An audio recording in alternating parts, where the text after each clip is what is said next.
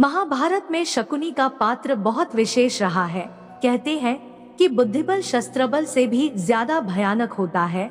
मित्रों, कहानी शुरू करने से पहले आपने अभी तक हमारे चैनल को सब्सक्राइब नहीं किया है तो अभी सब्सक्राइब करें और बेल आइकन को प्रेस जरूर करें ताकि आने वाली नोटिफिकेशन आप तक पहुंच सके। महाभारत में कृष्ण, शकुनी, भीष्म, विदुर, द्रोण आदि ऐसे योद्धा थे जिन्होंने अपने बुद्धिबल का प्रयोग किया। महाभारत की गाथा में शकुनी को अपनी कुटिल बुद्धि के लिए जाना जाता है। कौरवों के मामा श्री शकुनी को कौरवों का शुभचिंतक माना जाता है। मामा शकुनी दुर्योधन का कदम कदम पर मार्गदर्शन करते थे। दुर्योधन भी मामा शकुनी की आज्ञा के बिना एक कदम भी नहीं उठाते थे। यह बात गांधारी को खटकती थी, वही धृतराष्ट्र को भी। शकुनी गांधार नरेश राजा सुबल के पुत्र थे।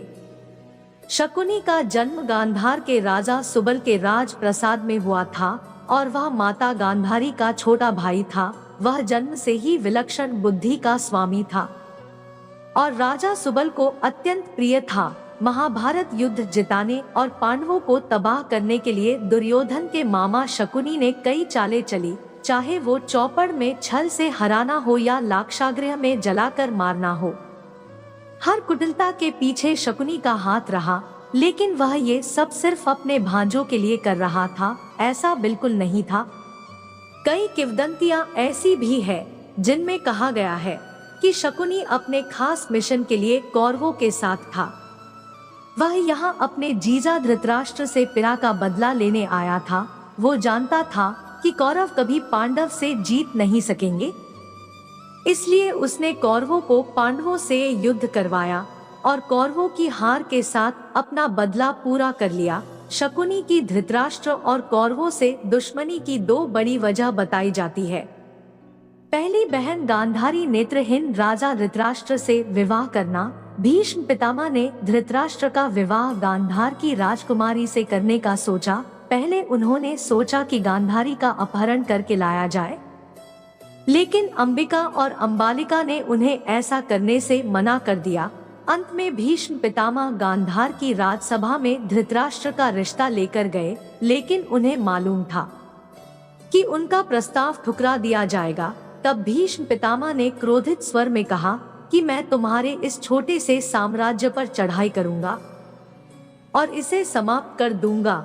अंत में राजा सुबल को भीष्म के आगे झुकना पड़ा और अत्यंत क्षोभ के साथ उनको अपनी सुंदर पुत्री का विवाह अंधे राजकुमार धृतराष्ट्र के साथ करना पड़ा। गांधारी ने भी दुख पूर्वक आजीवन आंखों पर पट्टी बांधे रखने की प्रतिज्ञा ली। गांधारी का विवाह महाराज धृतराष्ट्र से करने से पहले ज्योतिषियों ने सलाह दी कि गांधारी के पहले विवाह पर संकट है, अतः इसका पहला विवाह किसी और से करवा दीजिए, इसके बाद धृतराष्ट्र से करे।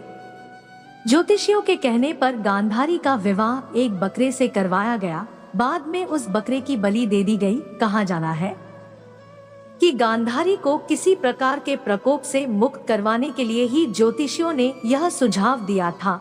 इस कारणवश गांधारी प्रतीक रूप में विधवा मान ली गई और बाद में उनका विवाह धृतराष्ट्र से करवा दिया गया। गांधारी एक विधवा थी, यह सच बहुत समय तक कौरव पक्ष को पता नहीं चला। यह बात जब महाराज धृतराष्ट्र को पता चली तो वे बहुत क्रोधित हो गए। उन्होंने सोचा कि गांधारी का पहले किसी से विवाह हुआ था और वह पता नहीं किस कारण मारा गया।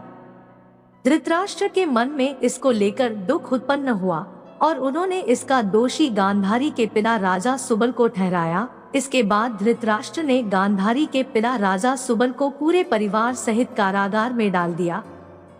उनके साथ बहुत बुरा बर्ताव किया गया। रोज सिर्फ एक मुट्ठी चावल दिया जाता था जिसे सभी मिलकर खाते थे। धीरे धीरे भूख के कारण राजा सुबल के पुत्रों की एक एक करके सभी की मौत होती गई। राजा ने तय किया कि वह अपने वंश का अंत नहीं होने देंगे। सबने मिलकर ये तय किया कि सभी अपने हिस्से का भोजन त्याग कर सबसे छोटे भाई शकुनी को देंगे। बीतते समय के साथ राजा सुबल कमजोर होते गए और उन्होंने धृतराष्ट्र से विनती की कि शकुनी को छोड़ दिया जाए। सुबल ने धृतराष्ट्र से वादा किया था कि शकुनी हमेशा कौरवों के साथ रहेगा। धृतराष्ट्र ने इसे ससुर की अंतिम इच्छा मान ली और शकुनी को हस्तिनापुर ले आए। लेकिन शकुनी कभी इस अपमान को भुला नहीं पाया।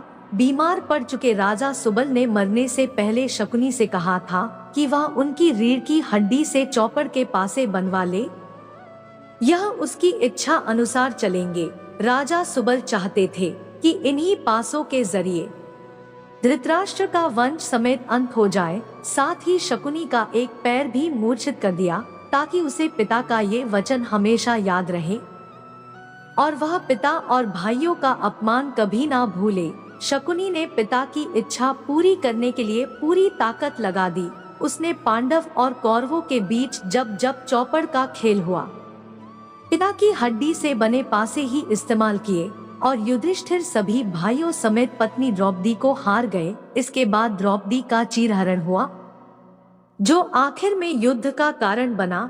शकुनी कौरवों को विश्वास में लेने के बाद पांडवों के साथ युद्ध में धकेलने के लिए हर चाल का सूत्रधार बना।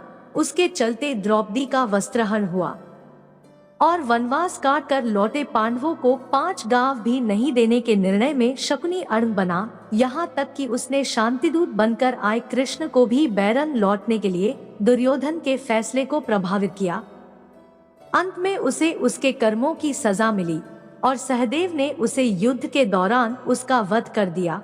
दोस्तों, वीडियो पसंद आया हो तो हमें कमेंट में अवश्य बताएं और हमारे चैनल को सब्सक्राइब जरूर करें। धन्यवाद।